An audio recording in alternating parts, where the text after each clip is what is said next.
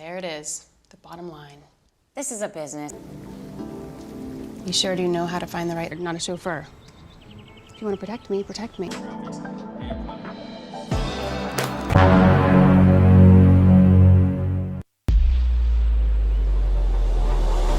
Halo Ngab, gimana kabarnya?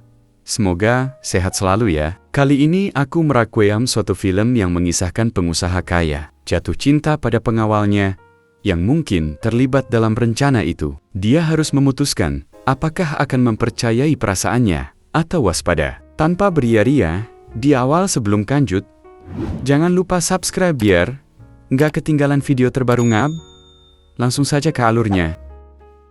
Cerita dimulai dengan wawancara Charlie, CEO dan pendiri sebuah perusahaan busana bagian kulon terbesar. Seorang jurnalis dari majalah gosip bertanya tentang perjalanan kariernya. Charlie menceritakan kisah hidupnya, dimulai dari kariernya sebagai model, pernikahannya dengan aktor Hollywood terkenal, Dylan, hingga pegatan setelah 1 tahun menikah. Sejak saat itu, Charlie tidak pernah terlihat brewek lagi. Ia kini menjadi CEO perusahaan busana besar dan memiliki saham mayoritas. So it should be super easy. Charlie Huxton's love life uneventful? I've completely moved on and I couldn't be happier. Not success to the publicity of your breakup with Dylan. Charlie menerima telepon dari Lar, rekan kerjanya, yang memberitahukan bahwa Godfrey, desainer utama mereka, marah setelah rancangan desainnya ditolak oleh Charlie. Lar meminta agar Charlie memperhatikan desain Godfrey karena mereka telah menggajinya dengan mahal. Namun Charlie tetap tidak setuju dengan rancangan tersebut. Office on a tirade about how you've been overruling him again. I forgot. Hey, we're a team, you know. Now, if you or the board has a problem with the way I do things, you can force me. Ketika Charlie sampai di kantor, ia menemukan Godfrey menghapus semua resume desain yang telah ia buat. Godfrey masuk ke ruangannya dengan marah dan berusaha memaksakan rancangannya diterima oleh tim marketing. Charlie yang kesal langsung memecat Godfrey yang menyebabkan ketegangan lebih lanjut. Lar, yang merupakan pemegang saham kedua terbesar, merasa kurang dihargai karena merekrut Godfrey. Dia protes keras kepada Charlie atas pemecatan Godfrey. Tetapi Charlie tetap bersikeras bahwa keputusannya sudah benar.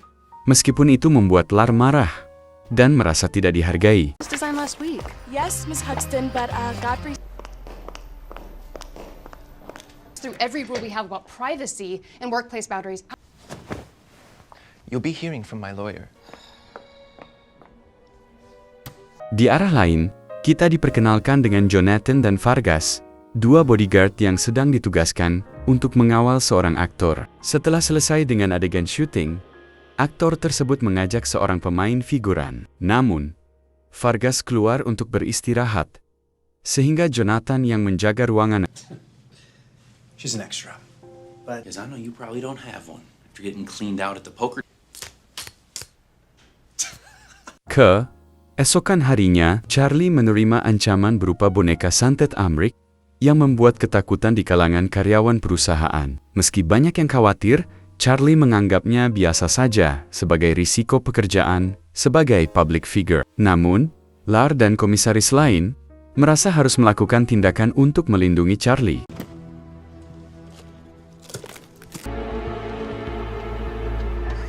That was a death threat, Charlie. Not the first one. Everyone is in agreement.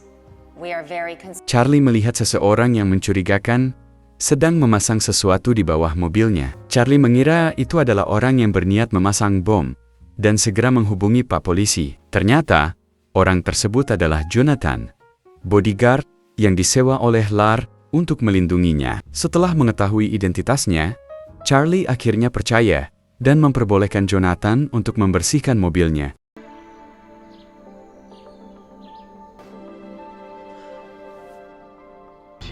LOMAVERDE. Move, I will spray you again. I was making sure no one tampered. Dalam perjalanan ke kantor, Charlie mengajukan beberapa pertanyaan kepada Jonathan tentang latar belakang kerjanya. Jonathan bercerita bahwa ia adalah mantan marinir yang terluka saat melindungi 3 remaja putri dari ledakan petasan. Kakinya terluka kecil dalam kejadian tersebut. Dan sejak itu, ia diberhentikan sebagai marinir. You're a bodyguard, not a chauffeur. If you want to protect me. I'm not happy unless everyone around me is miserable. Really? And I don't want any part of it. It starts by Keesokan harinya, Charlie menerima telepon anonim yang mengancam dirinya. Namun identitas penelepon tidak diketahui. Jonathan menyarankan untuk memeriksa rekaman CCTV dan melaporkan ancaman tersebut kepada Pak Ladusing sekitar. Mereka juga mendiskusikan kemungkinan pelaku yang mungkin melibatkan Godfrey atau Dylan.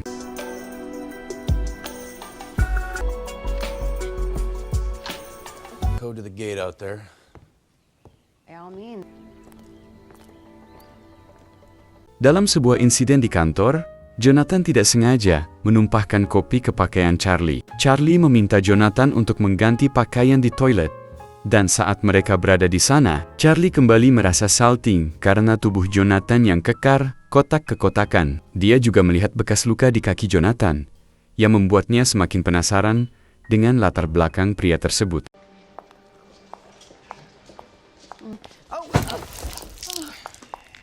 I've been aware.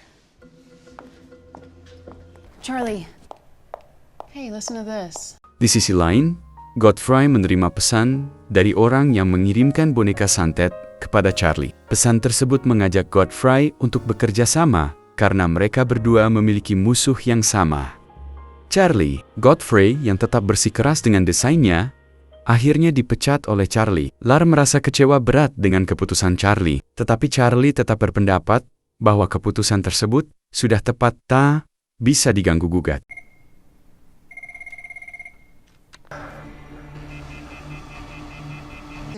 I am. Mr. Makepeace, would you... I've been taking you for granted these past few months.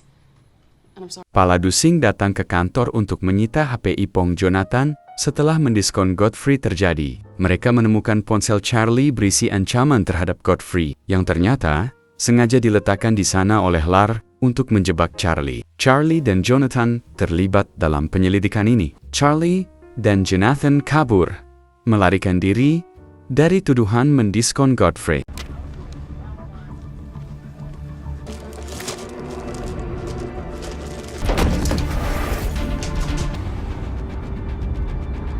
Why are we...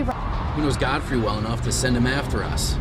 Lar bekerja sama dengan Vargas untuk menangkap dan mendiskon Charlie, dan John Lar merasa bahwa ia tidak dihargai dan diabaikan oleh Charlie selama ini. Meskipun dia memiliki kontribusi besar dalam perusahaan, Just gonna run down to an ATM and make a withdrawal? Got a call about some possible work, so I'm gonna go check that out. Charlie akhirnya berhasil merekam percakapan antara Lar dan Vargas yang mengungkapkan rencana mereka untuk mendiskonnya. Dia mengirimkan bukti tersebut ke Pak Ladusing. Sementara John berhasil mengalahkan Vargas. Pak Ladusing datang dan menangkap Lar. Setelah bukti rekaman pengakuannya terungkap, Vargas juga bersedia bersaksi tentang keterlibatan Lar dalam semua rencana buruk ini. Charlie merasa lega setelah kebenaran terungkap, dan Lar akhirnya ditangkap.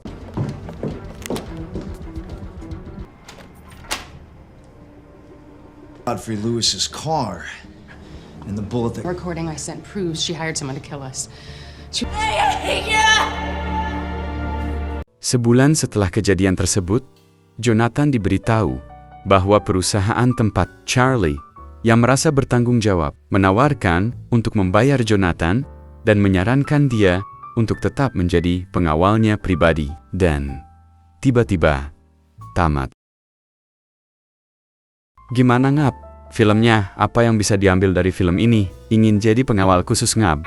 Sudahlah, tulis di kolom komentar. Ya udahlah, ambil yang positif, buang yang negatif ya Ngab. Jangan lupa tombol subscribe-nya biar nggak ketinggalan video terbaru selanjutnya. Ngab.